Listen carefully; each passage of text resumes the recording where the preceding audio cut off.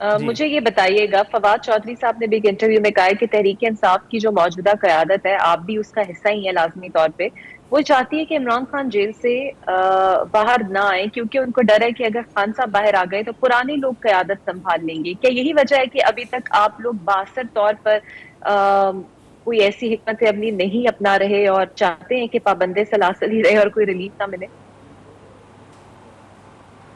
नहीं, देखिए, अगर बात की जाए ना तो 9 मई के बाद कई ऐसे रहनुमा थे जो इमरान खान को छोड़ गए थे। और कैसे छोड़े थे आपको सबको पता है कि लोगों को अगवा किया गया, तशद्दुद किया गया। कई लोग तो ऐसे होंगे डेफिनेटली जिन्हें सिर्फ एक ब्लैकमेलिंग की गई कि आपकी प्रॉपर्टी और ये हमारे पास मामलात हैं, और वो छोड़ गए कि चलो जी हम जेल में नहीं जाते, ये तो बड़ा किस्सा ख़राब है, और उस वजह से छोड़। लेकिन मोस्टली जो हैं वो छोड़े थे, उनके ऊपर तशद्दुद किया गया। फवाद चौधरी भी उसमें शामिल हैं जिन्हें उन्हें सुप्रीम कोर्ट के अंदर से जैसे गिरफ़्तार किया गया था और फिर जैसे उनके ऊपर तशद्दुद किया गया, और सारी सूरत हाल दुनिया के सामने है। तो उनकी स्टेटमेंट तशद्दुद के बाद उसकी कोई वैल्यू नहीं है, कोई क्रेडिबिलिटी नहीं है, नंबर 1।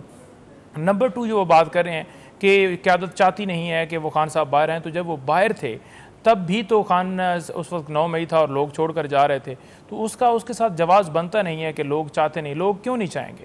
लोग क्यों ऐसा कहेंगे? मौजूदा क़यादत क्यों ऐसी बात करेगी? जब अगर आप देखें प्रैक्टिकली तो इमरान खान है, पीटीआई है, हम सारे उसमें हमारी क्या कहते हैं कि हमारी कोई सुनवाई है या हमें कोई वेटेज देता है या कोई कदर है।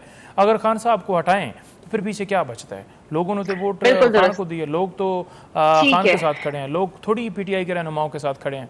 ठीक है, और तो नहीं उसमें क्या साहब, किसी का बेनिफिट हो इद्दत सकता है केस कि का वो किसी फैसला को वो भी नहीं चाहेंगे कि वो आए बिल्कुल बाहर? सही सर। बिल्कुल ठीक है सर, इद्दत केस का फैसला महफूज और कल तक वो फैसला भी आ जाएगा। आपको लगता है इसके अंदर बानी पीटीआई को जमानत मिल सकेगी, या फिर अगर हुकूमत किसी और केस में गिरफ्तार कर लेती है जिस तरह की शनीद सुनाई दी जा रही है, तो फिर आपकी हिकमत अमली क्या हो? देखें, वो हिकमत अमली तो हम पहले नहीं बता सकते, लेकिन हम ये ज़रूर कहेंगे कि इंसाफ मुल्क में किया जाए। और यहाँ पर चीफ जस्टिस साहब भी बैठे हुए हैं इस्लामाबाद के अंदर, अदालतें बैठी हुई हैं। अगर कोई ऐसा मामला होता है तो उन्हें लेना चाहिए उसके ऊपर नोटिस। अगर आप दरख्त काटने के ऊपर नोटिस ले सकते हैं तो सबसे बड़ी पार्टी के सरबराह के साथ जो किया जा रहा है, जैसे उनके डेथ सेल की तस्वीरें लॉन्च की गई और कहा गया कि पहले कहते थे बड़े प्रोटोकॉल है ना, एसी है ना कुछ है, वहाँ पर रखा हुआ है, उसका कोई कसूर ही नहीं है। एक होता है ना, बंदा कसूर हो तो वो जेल काटे, बेकसूर है जो केस अदालत में जाता है बरी हो जाता है। इद्दत केस जो है वो आखिरी केस है जिसमें खान साहब इस वक्त पाबंद सलासन है। जो ही उनकी इसमें सज़ा कल 3 बजे फैसला है मुअत्तल होती है तो फिर उन्हें रिलीज़ करना चाहिए। सेकंड बात यह है कि कल एक बड़ा अहम केस सुप्रीम कोर्ट के अंदर भी मखसूस नशिस्तों के हवाले से भी लगा हुआ है, तो उसमें भी हमारी मुअज़्ज़ज़ अदलिया से यही इस्तदा है कि इंसाफ दिया जाए। 51 आर्टिकल जो बड़ा क्लियर है, जो कहता है कि जो जमात जितनी सीटें जीतेगी उसको उस तनासब से मिलेंगी। अब सुन्नी इत्तेहाद कौंसल जो है वो जो उसके सरबराह थे हामिद रज़ा साहब, उन्होंने भी जो पेपर्स जमा करवाए उसमें उन्होंने सुन्नी इत्तेहाद कौंसल का लिखा है।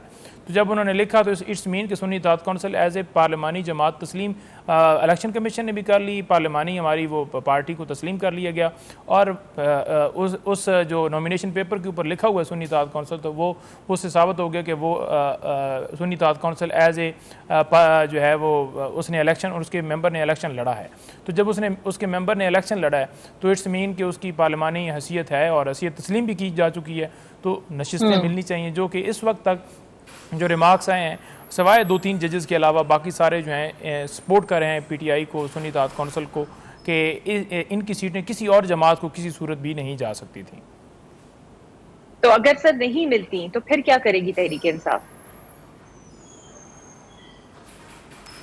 देखें, ये तो कल अब फैसला आता है तो उसमें देखा जाएगा। अगर देखा जाए तो इस वक्त जो है वो 2-3 जजेस जो नए एलिवेट हुए हैं सुप्रीम कोर्ट के अंदर, वो भी इस बेंच का हिस्सा नहीं है, और एक और जज साहब हैं वो भी हिस्सा नहीं है। तो फुल कोर्ट में से इस वक्त की जो सूरत हाल है उसमें सारे वो शामिल नहीं। उनको भी वैसे शामिल करना चाहिए था, शायद इसलिए नहीं शामिल किया जा रहा क्योंकि पंजाब में जिस तरह उन्होंने आज़ाद अदलिया की बात की है तो शायद उसी खौफ की वजह से नहीं किया जा रहा।